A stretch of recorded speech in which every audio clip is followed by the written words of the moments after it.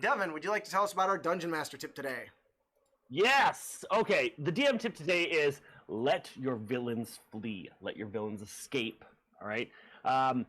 Especially if the tides, it looks like it's not going to be their favor. Use that ability to get them out of there and have them come back. Because one of the most exciting things for players is when they kicked someone out and they're like, oh yeah, get out of here, and that person comes back even more deadly because they knew what they were up against. Now they fought against the characters. They know kind of their tactics. And they've maybe got a new magic item to help them with it, or maybe they hired some extra people that kind of offset the party's dynamic.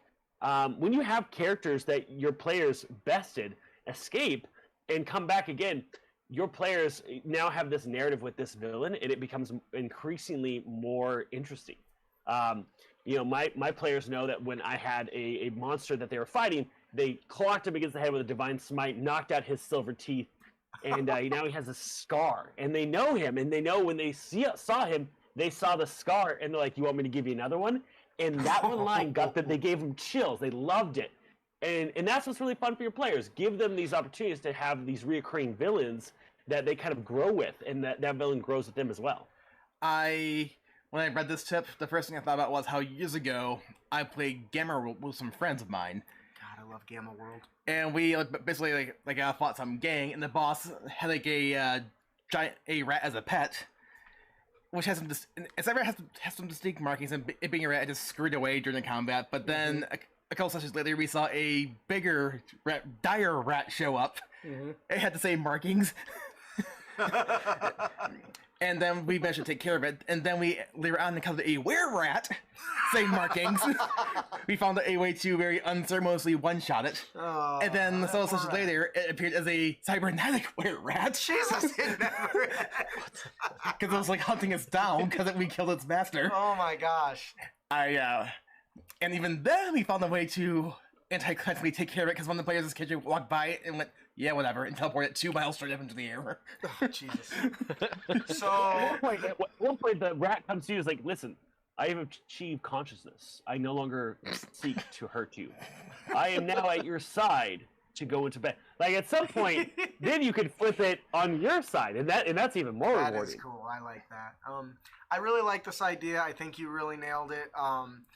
And this doesn't have to be something that is super complex, I've done this where they ran into a guard, and they treated the guard really poopy, and they got him fired, so he got all pissed off. Well, he knew he wasn't strong enough to take on the adventure, so he went and practiced a little bit and came back as a quote-unquote thug, right? Same guy, big thug.